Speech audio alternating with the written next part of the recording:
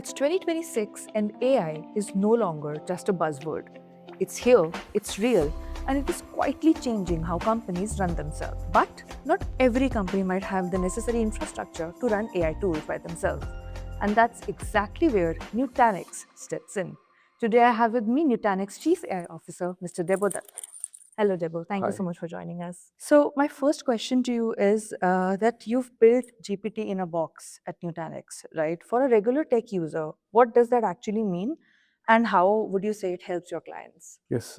So GPT in a box was built a couple of years ago to help customers quickly set up the infrastructure to run large language models. If you fast forward, what we have today is essentially a much more advanced version where we have the full stack. Right. It's not just running LLMs, but running the full agentic workloads. Right. Now, if you double click on what is an agentic workload, you need to run the memory layer of an agent.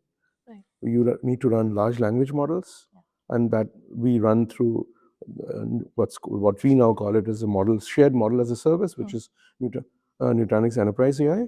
We also have an AI also has a gateway by which you can access foundation models Right. and also have secure access to MCP servers. So that way you can really protect and govern your agents Right. and your private data from each other. Great. Okay. Okay. So a lot of companies are, excited about AI, but they're also worried about data privacy, like you just Yes. briefly touched upon. So how does Nutanix ensure that enterprise AI doesn't end up exposing sensitive data of companies? Yes. So if you look at agents today, right? Agents need tools to access data. Right. So the, if you rather restrict using some policy access to data, you can make sure that the agent, say a particular agent, has only access only to the right data. So we have done that with MCP servers control, right? So that's one way. And then agents may need to access all kinds of models. So by restricting basically agents to use certain kind of models through a gateway, we kind of make sure that agents don't have access to rogue brains. Okay. So, and then of course, the agentic memory layers run on our infrastructure, Right. and that is, it runs the foundation of that infrastructure is a secure data platform. Great. And I think with the combination of this, we can make sure that enterprise data is secure. Great. So we're hearing a lot about agentic AI right now, right? In simple terms, what is it and how soon before we can start seeing it in everyday tools? Yeah, so let me try to simplify what an agent is. Yeah. So agent is a software, Right. a software that accesses data or accesses the world information. It can think and react. So you're given it for a given task, and it can take some actions. If you see open claw movement, Right. so if you give it your Telegram or your WhatsApp, Yeah. it can send a message. That's an action. Yeah. So essentially, it can completely automate some simple task. So another simple way to think about is it's like your own intern or your own minion, Right. in the movies. Yes. Despicable Me Yeah. series. Yeah. So that's a simple way to understand what an agent is. Now, Okay. you want to give these agents guardrails, Right. limited access based on what task you wanted to Of do, course. Right. and you can increase safety of that agent. Safety of your own systems against the agents. Right. Right. So, from your experience, what's the biggest mistake you would say companies make when they try to adopt AI for the first time? So I think there are a couple of mistakes that people tend to do. This is pre-agentic, right? And Right. even in Yes. pre-agentic, what they think that AI can solve a lot of problems without defining what the metrics are. What are this the use case and the metrics for evaluating how much improvement they have Right. in the productivity. And then, if you look at your entire workflow, it's not enough to just think about one part of the workflow Right. being efficient. You have to look at the whole workflow, and you have to look at your total cost of ownership for that deploying that AI. And this is not even agents, so this is like standard. Yeah. But now with agents, that people need to kind of understand their workflow that they're trying to automate, the cost of their agent, the data privacy, and where do they want to run this agent. So I think there'll be a few places to make mistakes. Right. So you've partnered with the Net app, right? How did that partnership come along, if you could tell us quickly? So I think if you look at what our basic philosophy is, give customers the choice. So we give customers the choice by working with partners. So, and we also build infrastructure ourselves and partner with them in a very seamless way. So if you look at NetApp, right? NetApp is a vendor of choice for many customers. So Right. it made sense for us to support them. Right. So, Great. so it's a natural thing that we do all the time at every layer of the stack, actually. Right. So AI is getting more and more powerful, right? Yes. But also more expensive to run. How is Nutanix helping companies manage the cost of deploying large language models?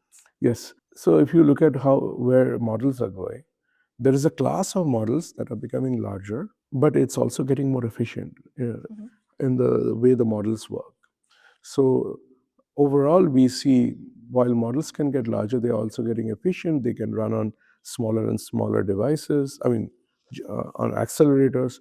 There is a class of there's a sweet spot. There's a class of large language models that can efficiently run on smaller amounts of infrastructure. So we actually do a lot of internal evaluations of large language models to see how we can map them into the infrastructure our customer has, Okay. and we manage the complexity completely. That's one of our value props. That That's we'll help you manage your LLM deployment complexity and operational complexity. That's amazing. Then what more could you need, right? So, okay. Now there's a growing concern that AI will take up jobs of many professionals.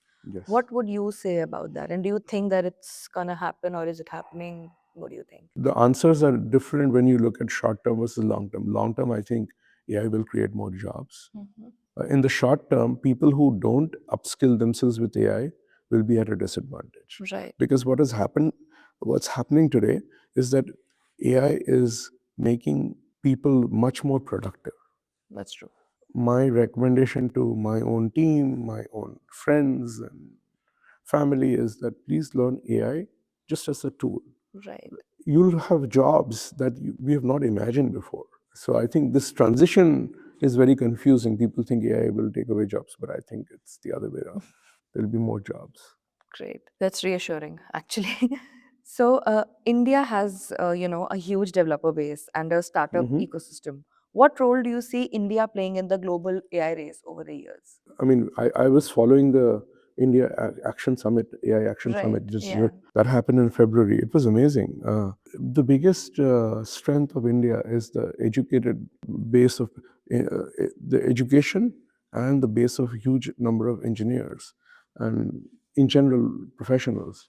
So on the engineering front, I do see in India people will do a lot more agentic software development. So that's going to happen. And then in general, the educated population in India, they will be massive users of agents. Right. But the real value I see in India is like when each person in India, which is more than 1 point some X billion Yeah. people, they can actually automate some of their lives with agents, whether it's a farmer Right. or a shopkeeper will definitely be able to do that. Small businesses using agents.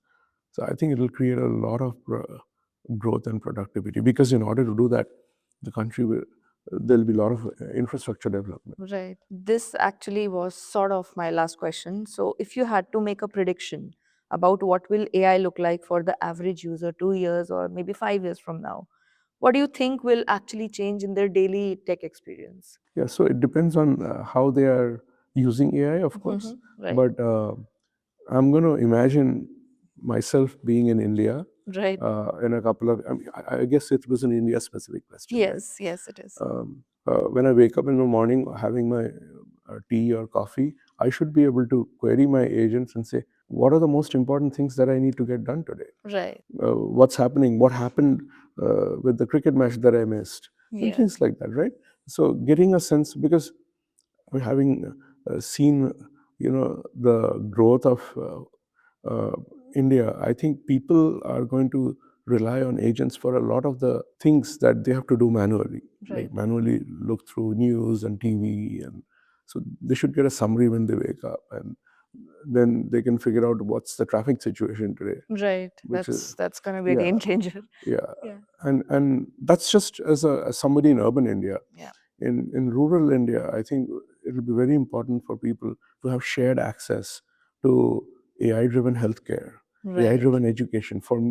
For me, AI's biggest impact for 1 billion+ people is the ability to augment uh, doctors and teachers, Right. to uplift everybody. So I think AI will create a very different level of society with better education, better healthcare, Right.